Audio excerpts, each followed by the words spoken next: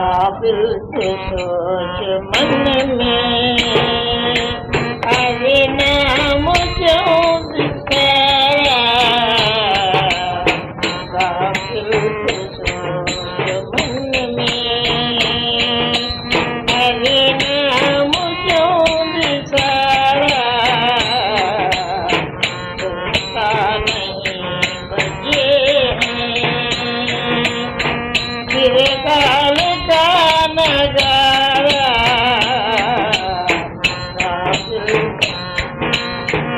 जोबन भरी है नारी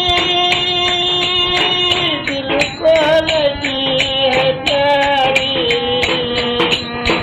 जब मौत की तैयारी तुझसे गली किनारा घर माल धन कसारा संग में न कोई जाना क्यों देख के लुभाना जब झूठ है फसाना सुंदर है देह तेरी होवेगी बसंत डेरी पलकी लगे न तेरी दिवसा गले बिचारा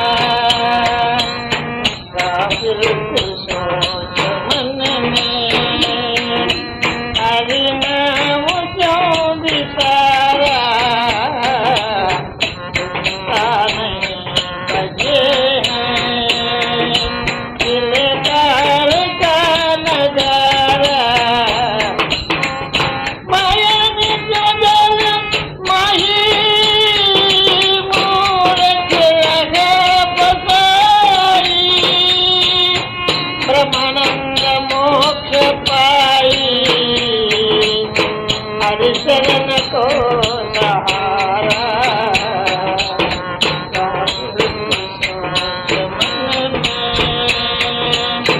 हरि नाम क्यों बिसारा सुनता नहीं बजे हैं फिर काल का नजारा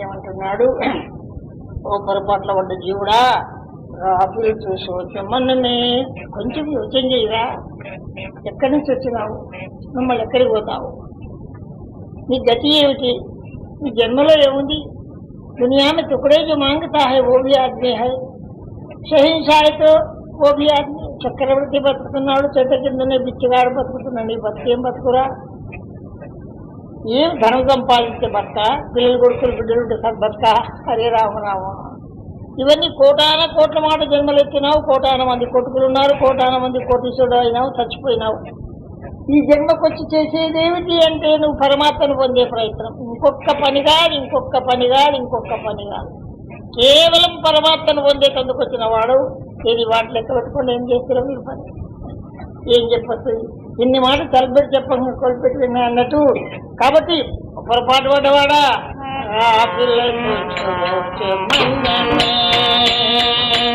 అది నాము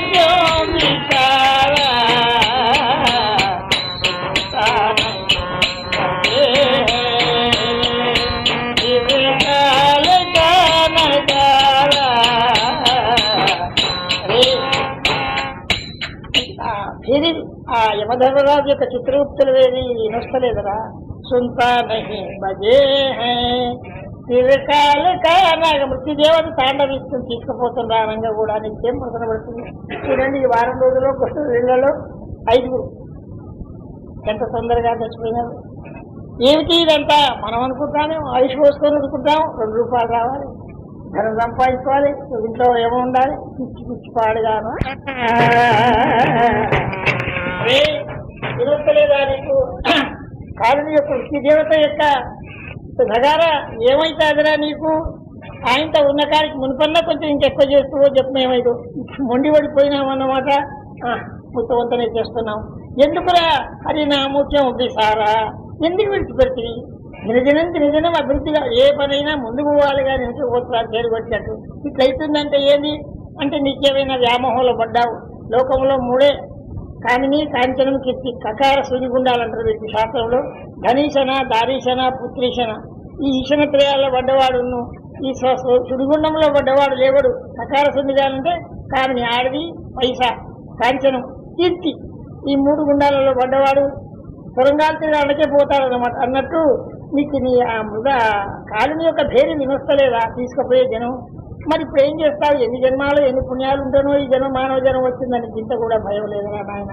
మనం ఎట్లుండాలంటే ఒక్కళ్ళు కూడా రాకపోని చాలా మంది ఉండని, ఎవరు శ్రద్ధగా అదనని వినకపోని నువ్వైతే చేసుకుని ఎంత బాగుపడిపోయాడో. ఎందుకు చెప్తారు ఈ ముచ్చట్లు అంటే భగవంతుని దిక్కిపోయేటందుకు. ఎవరైతే అట్లా చేసుకోరో వాళ్ళ పాపం మనం ఏం చేస్తాం. కానీ ఇంతగానో మృదంగం మోగుతుందన్నమాట. ఏమిటి? కాలుని యొక్క మృదంగం నేను తీసుకుపోతారా ఇక తీసుకుపోతారా అని. అయినా నీకు వినవస్తలేదా? ఎందుకు వినవస్తలేదంటే ఈశ్వర క్రియాల్లో పడ్డావు. జోబన బలి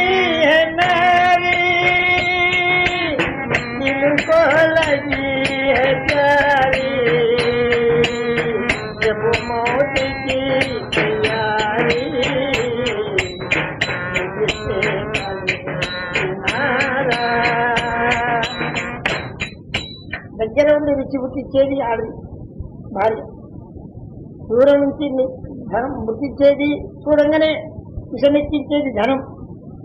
తీర్తే కొంతమందికి ఉంటుంది, కొంతమంది కూడా అనుకునే నీ ఊరికి దూరం కావాలి, ఎవరికి సరిపడి కావాలి, ఊరికి ఎలక్షన్లు గెలవాలి, సరిపడదు నన్ను ఎవడేమనద్దు, నా మాటనే సాగాలి, ఇవన్నీ కీర్తి. కాబట్టి నీవు ఆనందించుకొని సంతోషపడుతున్నావు. ఏ మహత్వం చూసి సంతోషం లేదు. నయా పైసకు వనికి రాకుండా నిన్ను భగవద్భక్తికి పోకుండా చేసి ఆనందించి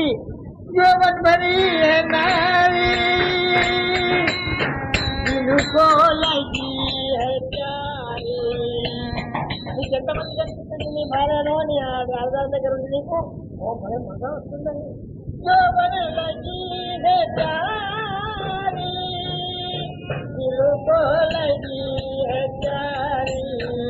మంచిగా రాగా ఇంత అంటున్నావు కదా.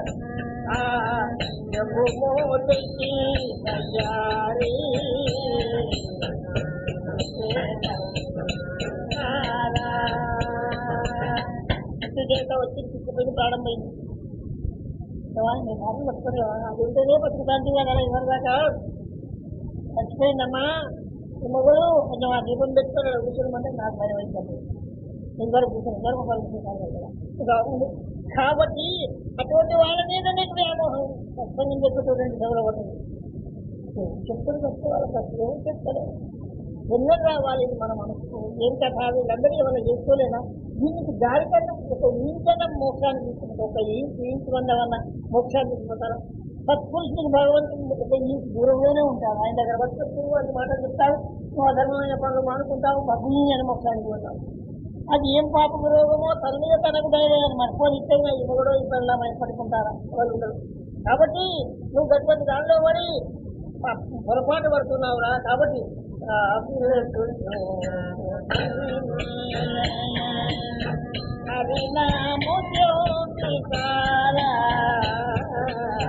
అదే పొరపాటు పడ్డా ఈ భగవన్నామని ఆయనతో కూడా ఎందుకు మర్చిపోతుందా? అదే ఇంకా ఏంటంటే నీకు చెట్లు ధనీషణ దారీషణ ఇదే నీకు ఏం కనపడుతుంది? శ్రీమంతం వస్తుంది, లాభాలు వస్తున్నాయి, కిందల బంగారం అవుతుంది. నీ చేతికి వచ్చే వస్తుంది, చేతి కొరకు వస్తుంది.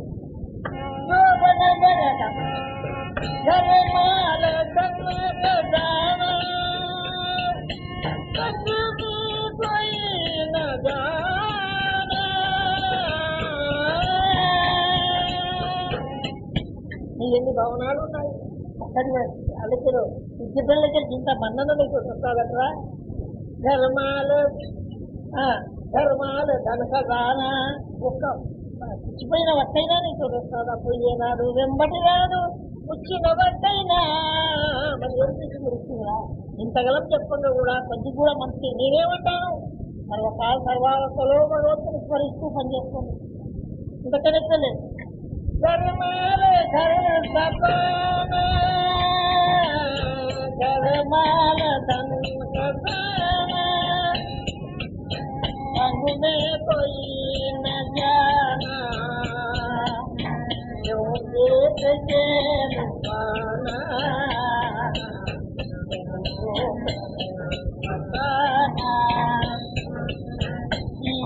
ధనము, ఈ భూములు, జాగలు వీళ్ళందరూ కూడా అది ఎంత ఒక్కలైనా వస్తారా, ఒక వస్తువు అయినా వస్తారా? అది దాని నుంచి పొంగిపోయి ఉంటున్నాయి కదా. నాకు 10 లక్షలు రూపాయలు, 3 లక్షల రూపాయలు, 50, 90 తులాల బంగారం ఉంది, 10 లక్షల బంగారం ఉంది, 10, 50 ఇన్ని ఉన్నాయంటారు. అనా ఎందుకు రాదు? ఊళ్ళు ఉంటావు, ఇంత శ్రీమంతులు అయిపోయా, పాపాలు ఏం చేస్తున్నావు? అదే నేను చెప్పేది నేను కొడుకున్న సొంతని పాపాలని చెప్పరా, గట్టదిని బతుకురా, అమ్మలదిని బతుకురా, అవన్నీ చూసుకుంటే నీకు అన్ని లక్షలు సంపాదించావు. సామాన్ సౌకర్ వస్తాయి, కలిసి ఖబర్ నహి, 100 ఏళ్ళకు ఉండే సామాన్ నీ దగ్గర ఉందన్నమాట. దాంట్లో సామాన్లు అది రేపు ఏమైతావో తెలియదు. ఆగా అతని మోతికి కలిసి ఖబర్ నహి, ఆగానే భక్తులు అంటున్నాడు ఇది ఒక కంటి రేపు పాపకుండా అయిపోతే ఏమైతే. కానీ ఏమంటున్నాను నేను, అధర్మమైన పని వేయకు, ధర్మంగా బతుకు, భగవద్గీతని. అదే ధర్మ ప్రవర్తన, భగవద్గీత. ఎంత పాటు చేస్తున్నాము. ఎవరికైనా ఏమైనా పైకి మననా, ముడికాలి మననా, ఏమన్నా నాకేమన్నా మననా కాదు. నీవు పాపంలో పడకరా. ఈ దాన్ని చూసి ఇంత ధనం చూసుకుని నేను లక్షలు సంపాదించిన, కోటి సంపాదించి, బంధువులు కట్టించడానికి దాన్ని తీసుకొని నువ్వు బాయించుకుంటూ కూర్చుంది. ఏమన్నా నీకు వచ్చిందా? ఏమన్నా నీకు సహాయం చేసిందా? ఆత్మ వెళితే దేహం అగ్నిహోత్రుల పాలు, కఠిన చైదములు గంగపాలు అన్నట్టు ఏడుతో సంబంధం లేకుండా, ఊరితో ఈ శరీరంతో సంబంధం లేకుండా పోతుంది. అదే నా మాట పట్టుకొని కొంచెం నిత్యం భగవద్చింతలు చేసుకుంటూ ఉన్న కాడికే ధర్మంగా జీవించి భగవద్చింతలు. ధర్మ ప్రవర్తన అంటే దానం చేయడం కాదండి. నేను అనుకునేది దానం చేయడం వల్ల స్వర్గలోకం వస్తాను. ఎవరిని గుర్తించకుండా ఉండండి, ఎవరికి అన్యాయం చేయకండి. ఎందుకంటే అనయంలో నీకు ఎలా భూతములందున ఒక భంగి సమహితత్వం ఎట్టయినా నీ కాలం కట్టిపోతుంది కదా. అందరూ బతుకుతున్నారు, బతుకుతున్నారు. మీరు ఇక్కడికి సత్యంగా పెడుతున్నారు. ఇంకా అదే 9,000 మీద 10 లక్షల 10,000 జనాభా ఉన్నది. 9,950 మంది ఇస్తామని ఉన్నారు. వాళ్ళకి గడుస్తుంది, మీకు గడుస్తుంది. ఎంత పుణ్యం వస్తుంది ఇది? అది ఎంత నష్టాన్ని అవుతుంది ఏం వినకపోతే. కాబట్టి ఇవన్నీ చూసి ఎందుకు మురిచిపోతావురా? చెబుతేలు బాగా సొమ్ము చూసారా, చిక్కు అబద్ధాల చిక్కులో పడ్డావు నువ్వు. ధనికనా, భారీకనా, పుట్టికనా, నీకు మంచిగా చెప్తాదన్నమాట. కాబట్టి ఖచ్చితంగా మీరు అట్లా మీరు అట్లా జీవనాలు అయితే కానీ మీరు ఎవరు కూడా నేను తెలుస్తారు.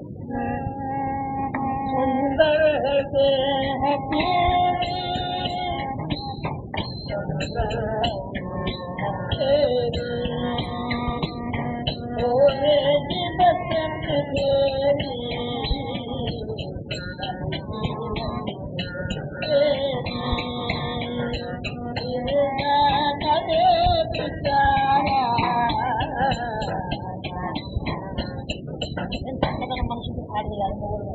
నాకేం కనిపిస్తే సంబంధం ఎవరు విడిచిపెట్టారు? నా మౌడైతే విడిచిపెట్టాడు. సుందర తేరి చక్కదన ముందు విడిపించాడు. మరి ఏమైతుంది?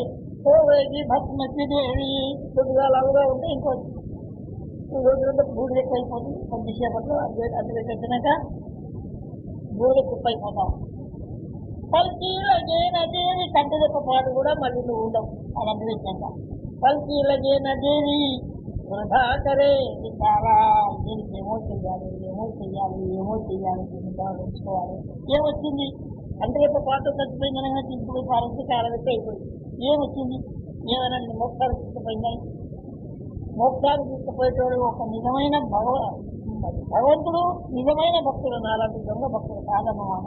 అటువంటి వాడు సోపతి కాదుగా, అటువంటి వాడు సోపతి కాదు. ఆ మాట విని దాన్ని అక్షరలతానికి అంతా పోగాక నాకు నేను నా ధర్మాన్ని విలువ నిత్యం చేసుకోవాలి కదా. ఏంటంటే 100 కానీ 600 కానీ మా ఇంట్లో కూటికి లేకుండా కానీ నన్ను అందరూ నేను నెత్తి గురించి చూతరికి వెళ్ళగొట్టని ఎవరు కానకపోని నా ధర్మాన్ని నేను విడిచిపెట్టాను, నా భక్తి నేను చేసుకుంటాను చేసుకోవాలి. అట్లనేదాకా ఈ సంసారికులు లాగని వాళ్ళు చెప్తున్నా నిజమే అంటారన్నమాట.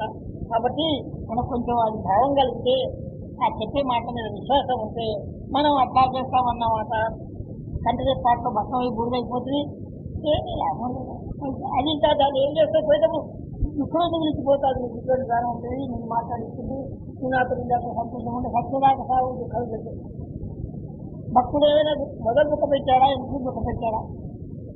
భక్తుల దగ్గర దుఃఖం అన్న మాటనే ఉండదు. సంసారికుల దగ్గర దుఃఖం తప్పేది ఉండదే ఉండదు. కొడుకు వచ్చిపోయినా ప్రధానం వచ్చిపోయినా మనం పోయినా జాయిదారు పోయినా ఏం పోయినా నువ్వు నేర్చుతావు కదా. అటువంటి వాళ్ళని పట్టుకొని నువ్వు ప్రేమిస్తావు కానీ నిజంగా భక్తులు చెప్పే మాటను పట్టుకొని నీకు నువ్వే తరిస్తావని ఎందుకు వాడవంటే పాపం భావాతం అట్లా చెప్తున్నావు. మాయా మాయా మూలక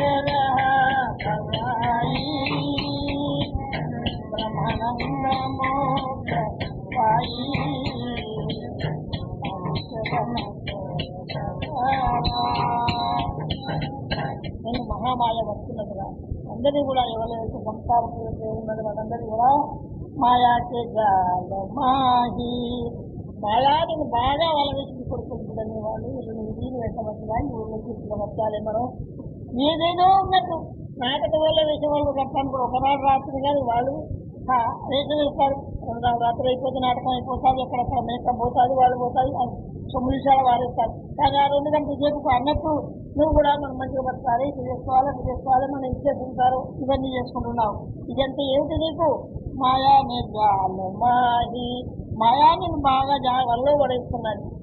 మూలకరహ ఓ మూర్ఖుడా నిన్ను ఫసాయించింది వల్ల నీకు ఇచ్చిందన్న వాళ్ళకి నా ఇల్లు నా మంగళి నా జాయిదారు నా కొడుకు నా బిడ్డలు వాళ్ళతో ఎవరైనా ఏమైనా అన్నారా? ప్రతి కొడుకు ఏర్పడతాడు, ప్రతి కొడుకు తన సుఖపడతాడు.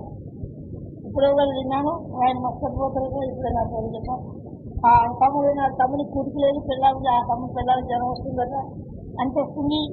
2 రూపాయలు ఇచ్చుకోలేదు అన్నగారు మస్తు 2 వైభవంగా బతుకుతూనే ఉన్నారు. ఒక్కటే అన్నదమ్ముడు మరి తల్లి కన్నా తల్లి ఏంటి మరి ఏమున్నది? అన్ననేనా తమ్ముడేనా చెల్లెలేనా ఇబ్బంది లేదురా నాయన. అందరు స్వార్థులు నా మాటగా గట్టిగా నమ్మండి. నీ మొగలు కూడా స్వార్థులే, నీ పిల్లలు కూడా ఒక్కసారి క్యాన్సర్ అయిందని చెప్పండి. నీ మొగలికి ఏమేమి ఖర్చు పెట్టే లాభం లేదన్నాడు. అటువంటి స్వార్థులను పట్టుకొని నువ్వేదో ప్రేమిస్తావు. నిస్వార్థంగా చెప్పే ఒక భార్య రామ ఒక్కసారి శరణన్న వారికి లెక్కలేని పాతకములు ఒక్కసారి శరణన్న వారికి లెక్కలేని పాతకములు వెలుగును మక్కువ తోడుకు సర్వ సంపదలు తీరుగా ఒక్కసారి రామరామంటే సంతరిస్తాడు ఆయన మీద ప్రేమలు క్యాన్సర్ అయింది అంటే పోతే మరి ఏం చేస్తావు? కమ్మైతే కాదు మరి ఏం చేస్తావు అనేటువంటి వాళ్ళ మీద మీ ప్రేమ. కాబట్టి మాయా నిన్ను వలలో పడేసింది రాజుడా. మాయా నిజాలమాయి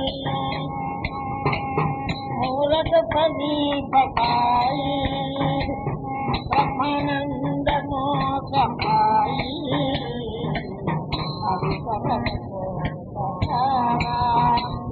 బ్రహ్మానందంగా ఉండే సాధు భక్తుల యొక్క మాట విని బ్రహ్మానందమో వాళ్ళ మాట వింటే ఒక్కటి కూడా అవయిందంతగా ఈ కాలంతో కూడా తీసేసేది ఉండదురా. బ్రహ్మానంద మోక్షపాయి ఏమిటి అది చదనతో సహారా భగవచ్చరణ సదాశివుడు నారాయణుడు నీకు ఏ దేవుడు ఇష్టం ఉండాలి. ఆయన చరణాల యొక్క సహార కైకొడ తీసుకుంటే ఇదంతా బాగుపడిపోదు. నిన్ను ఏమనంటున్నాను నేను? దానం చేయమంటున్నానా? పైసలు ఇవ్వమంటున్నానా? కష్టం చేయమంటున్నానా? ఆ తప్పనా బస్సు నహి చలనా नहीं हिलना अग्नि से सोच नहीं चलना राम नाम बोल सके क्या लगेगा मोल सके क्या लगेगा मोल ऐसा पడుతుందా? కిరాయినా తప్ప భగవన్నామం చేసుకోవాలని కూడా చేతగా చేసుకోకపోతే మరి ఏం చేస్తే చెప్పు? దీనికి అలవకపోతే రాగవైరాజ్యాలు చేసి సన్యాసం ముట్టుకునేంత చేయమంటే అట్లా చేస్తుంది. పోనీ ఇంట్లో ఉన్న ఏదైనా భక్తులు ఎప్పటికీ భగవన్నామం చేసుకుంటూ ఎత్తికి సంసారం చేసుకుంటూ ఉన్నామంటే ఇట్లా చేయకపోతే నీ గతి ఏమవుతుంది? పిల్లగాడు కదా ఎండగాడతాడు, ఎండగా ఊరుకుందా అంటే ఇదేం భయపా నేను మంచిగా ఆడుకుంటూ పోతాను. ఆయనతో పెద్ద జ్వరం వస్తుంది పట్టదు డాక్టర్ దగ్గర దగ్గర పెట్టని వస్తుంది ఇంజక్షన్ ఇచ్చి పండిస్తారు అన్నట్టు తెలిసిన భక్తులు మిమ్మల్ని చూసి అయ్యో బీమారు పడిపోతారు. ఇది ఎట్లా ఇది ఎందుకు చెయ్యరు అనుకుంటారు కదా, వాళ్ళ మాట ఉండాలి. కాబట్టి భక్తి యొక్క మాటను నువ్వు కనుక వింటివా మోక్షానికి ఉంటావు. ఆ భగవత్ చరణారవిందముల యొక్క సహాయమే తీసుకో, ఇంకెవరి సహాయం వస్తుంది. 1000 మాటలు చెప్పమంటే చెప్తాను. ఈ మనుషుల మీద నమ్మకం పెట్టుకోకండి. అందరూ స్వార్థులే. తగదప్పరాలు వచ్చిందంటే నాకు ఎరకలేదంటారు.